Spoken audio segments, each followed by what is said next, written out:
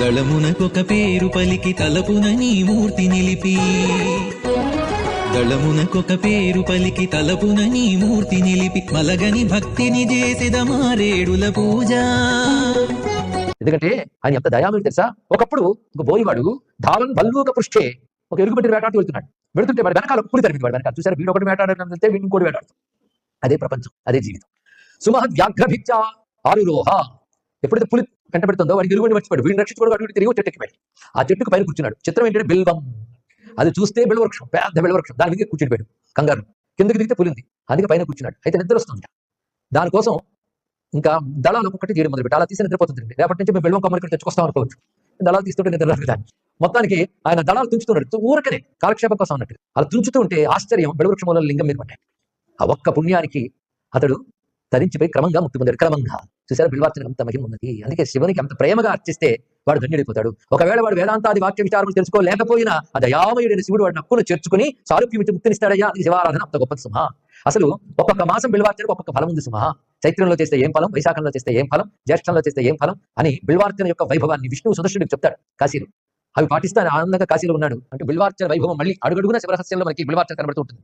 చైత్రే చిత్రై పాతకైర్ విప్రముక్తో వైశాఖే why దుఃఖ శాఖా విముక్త. చైత్రమాసంలో విడవకుండా ప్రతిరోజు బిల్వార్చన నియమంగా చేసినట్లయితే ఆశ్చర్యకరమైన మహాపాతకాల నుంచి కూడా బయటపడతాడు. ఆశ్చర్యకరం ఏంటంటే అలాంటి పాపాలు వింటేనే అయ్యో అనిపిస్తాయట. అలాంటి పాపాలు ఏవైనా చేసి ఉంటే చైత్రమాస శివారాధన వల్ల పాపం తొలుగుతాయి. వైశాఖే వై దుఃఖ శాఖా విముక్త. వైశాఖ మాసంలో ఆరాధన చేస్తే దుఃఖ శాఖలు పోతాయన్నాడు. దుఃఖ శాఖలు అంటే కొమ్మలు విస్తరించుకున్నట్టు దుఃఖం విస్తరిస్తూ ఉంటుంది. ఒక చెట్టు కొమ్మారమ్మ పువ్వు వచ్చినట్టు ఒక ఏడుపు నుంచి 10 ఏడుపులు వస్తూ ఉంటాయి. దుఃఖం అలాగలాగా పెరిగిపోతుంటుంది. అలాంటి దుఃఖ శాఖలు పోగొట్టుకోవడానికి వైశాఖంలో బిల్వార్చన గొప్పది. జ్యేష్ఠే శ్రేష్ఠో భవతి. జ్యేష్ఠ మాసంలో కానీ శివారాధన బిల్వాలతో చేసినట్లయితే ఇప్పుడు శ్రేష్ఠుడు అవుతాడు, అంటే గొప్పవాడు అవుతాడు. ఆషాఢ మాస పుత్రప్రాప్తి. ఆషాఢ మాసంలో బిల్వదళాలతో స్వామిని ఆరాధించినట్లయితే పుత్రప్రాప్తి లభిస్తుంది. శ్రావణే శ్రాంతి నాశ. శ్రావణ మాసంలో చేసినట్లయితే శ్రాంతి అంటే శారీరకమైనటువంటి ఒక నిస్సత్తువ, అలసట ఇవి తొలగుతాయి. భాద్రే భద్రో భవతి. భాద్రపద మాసంలో అర్చన చేసినట్టే భద్రములు లభిస్తాయి. అశ్వినేవి అశ్వప్రాప్తి. అంటే ఆశ్వీజ మాసంలో చేస్తే అశ్వములు లభిస్తాయి. ఇక్కడ అశ్వములు అంటే వాహనము అని అర్థం చేసుకోవాలి. తాత్వికంగా పరమార్థంగా అర్థం చేసుకోవాలంటే ఇంద్రియ పుష్టి అని అర్థం. అశ్వాలకి ఇంద్రియములు ఉపలక్షణంగా చెప్తారు. కార్తికే కీర్తి లాభ. కార్తీక మాసంలో కీర్తి లభిస్తుంది. కీర్తి అంటే ఏమిటో కాదండి, మన గురించి 10 మంది మంచి అనుకుంటే అదే కీర్తి, ఏమక్కర్లేదు. మార్గే ముక్తేర్ మార్గం. మార్గశిర మాసంలో ఆరాధన చేస్తే ముక్తి మార్గం లభిస్తుంది. అందులో బిల్వదళాలతో స్వామిని మార్గశీర్ష మాసంలో పూజించినట్లయితే మార్గే ముక్తేర్ మార్గమేతల్ లభీత. పుష్యే పుణ్యం. పుష్యమాసంలో చేసిన పుణ్యములు లభిస్తాయి. పుణ్యములు అంటే ఏది చేయడం వల్ల మనం పవిత్రులం అవుతామో దాని పుణ్యం అని పేరు. అలాంటి పుణ్యాలు చేసే అవకాశం, చేసిన పుణ్యాలు ఫలించే అవకాశం పుష్యమాసంలో స్వామివారికి బిల్వార్చన చేయడం వల్ల వస్తుంది. మాఘకేత అఘనాశ. సర్వపాపనాశనం మాఘమాసంలో కలుగుతుంది.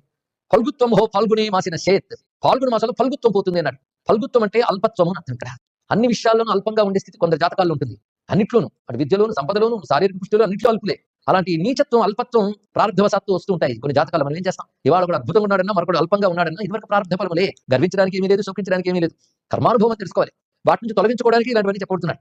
అందుకే విశేషించి ఫాల్గుణ మాసంలో స్వామివారికి బిల్వార్చన చేసినట్లయితే అటువంటి అల్పత్వం పోతుంది. ఇవన్నీ సకామంగా ఆరాధిస్తే వచ్చే ఫలితాలు.